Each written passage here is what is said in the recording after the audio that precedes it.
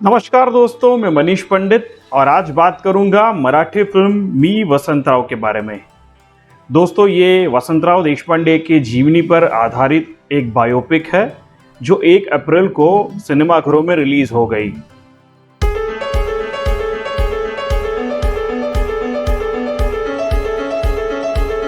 दोस्तों, बायोपिक के साथ सबसे बड़ा चैलेंज ये होता है कि उस व्यक्ति को व्यक्ति की तरह दिखाना। कई बार कहानी लिखते वक्त कहानी के लेखक या निर्देशक उस प्रमुख पात्र को भगवान बना के पेश करते हैं, उनकी हर कमियों को बिल्कुल नज़रअंदाज सा कर देते हैं। पर ऐसा इस फिल्म में है नहीं। वसंतराव जी का किरदार निपुण धर्माधिकारी ने पूरी तरह से उनके गुण दोषों के साथ पर्दे पर लाया हुआ है और मुझे लगता है ये काफ़ी इंटरेस्टिंग बात है। दोस्तों, वसंतराव देशपांडे एक ऐसे गायक है जिन्होंने कभी अपने आप को एक घराने तक सीमित नहीं रखा। उनकी गायकी हर घराने की थी, बल्कि वो तो ये कहते थे कि मैं देशपांडे घराने से हूँ। एक गायक के रूप में सामाजिक पहचान और प्रसिद्धि मिलने तक वसंतराव जी के जीवन में काफ़ी उतार चढ़ाव आए। इनकी परवरिश एक सिंगल मदर ने की थी। इन्होंने गाना सीखने के लिए नागपुर से पुणे और वहाँ से लाहौर तक का सफ़र तय किया।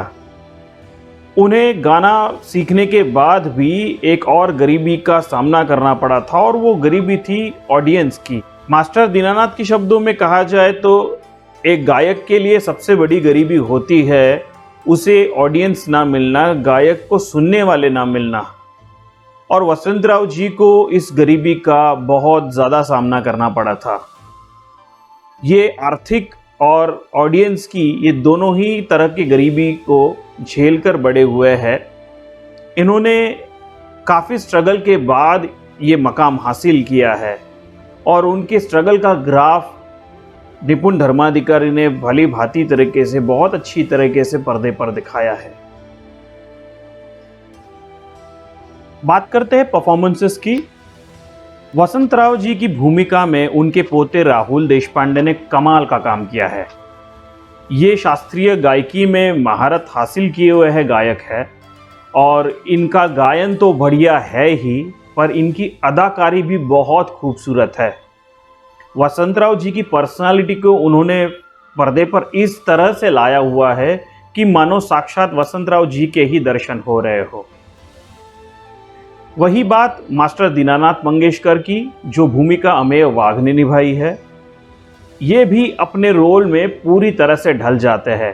अमेय वाघ जिन्होंने संगीत नाटक में काम किया हुआ है, इस एक्सपीरियंस का उन्होंने पूरा फायदा इस गायक की भूमिका करते वक्त उठाया है। वसंतराव जी की माँ की भूमिका में अनीता दाते भी जान डाल देती है। इन्हें फिल्म के कुछ बहुत बढ़िया डायलॉग्स मिले हुए हैं और इस रोल का इन्होंने सोना किया हुआ है। इनके और वसंतराव जी के बीच के जो संवाद है वो काफ़ी बढ़िया है, देखने लायक है। पुष्कराज चिरपुटकर ने भी पुल देशपांडे की भूमिका में जान डाल दी है। उनके और वसंतराव जी के बीच के जो डायलॉग्स है, जो गाने उन्होंने जो साथ में गाए हुए हैं, इनकी जो महफिल है, ये देखने में पर्दे पर बहुत मज़ा आता है। जो फिल्म को एक लाइटर एंगल चाहिए था, ये बात पुष्कराज जी पूरी करते हैं। पुल देशपांडे जी की टाइमिंग, उनके हाव भाव, ये पुष्कराज एकदम कन्विंसिंग तरीके से करते हैं। फिल्म की सबसे बड़ी उपलब्धि फिल्म का म्यूज़िक है। अगर आप मराठी नहीं हो या शास्त्रीय संगीत के बारे में ना भी जानते हो, तो भी आपको ये फिल्म का म्यूज़िक मन मोह लेगा। फिल्म में वसंतराव देशपांडे जी के गाने जो डाले हुए हैं वो आज के ऑडियंस को ध्यान में रख के डाले हुए हैं और इसको शास्त्रीय संगीत का बैकग्राउंड भी है, तो ये पुराने लोगों को भी आकर्षित करेंगे। म्यूज़िक क्योंकि फिल्म का यूएसपी है, हाईलाइट है, इसका बेहतर होना बहुत ज़रूरी था क्योंकि वसंतराव देशपांडे एक महान गायक थे और वहीं पे ये फिल्म स्कोर करती है। निपुण धर्माधिकारी का दिग्दर्शन भी फिल्म की एक पॉजिटिव साइड है और मुझे लगता है कि इन्होंने जिस तरह से इस सब्जेक्ट का अभ्यास किया है, जो रिसर्च उन्होंने इस कैरेक्टर के ऊपर की है, वो काम आ गई है। पर्दे पर इसे साफ देखा जा सकता है। कैरेक्टराइजेशन में भी फिल्म काफ़ी बढ़िया है, खासकर कि दीनानाथ मंगेशकर, फूल देशपांडे और वसंतराव जी के जो कैरेक्टर्स हैं, जो सुपरिचित थे और लोग उनकी पर्सनालिटी को जानते हैं, और इनको जब आप स्क्रीन पे उतारते हो तो वो बढ़िया तरीके से अगर आ जाए, ये अपने आप में स्किल है और मुझे लगता है कि डायरेक्टर इसे दिखाने में कामयाब हुआ है। कमियों की अगर बात करें तो मुझे लगता है कि फिल्म थोड़ी सी सेकंड हाफ में लंबी है, और अगर आप शास्त्रीय संगीत पसंद नहीं करते हैं या मराठी गानों के बारे में ज़्यादा रुचि नहीं रखते हैं तो शायद ये बहुत ज़्यादा लंबी लग सकती है आपको। पर एक कलाकृति के रूप में अगर देखा जाए तो ये एक परिपूर्ण कलाकृति है, और इन कमियों को नज़रअंदाज करके भी इसे एंजॉय किया जा सकता है, देखा जा सकता है।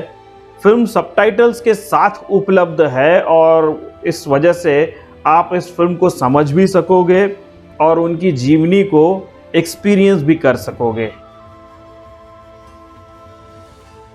ओवरऑल ये फिल्म बहुत अच्छी बनी है और आप सब ने ये इसे ज़रूर देखना चाहिए। मैं इस फिल्म को देता हूं 5 में से 4 स्टार्स। मेरे इसी तरह के रिव्यूज़ के लिए देखते रहिए मेरा चैनल मनीष पंडित रिव्यूज़। धन्यवाद।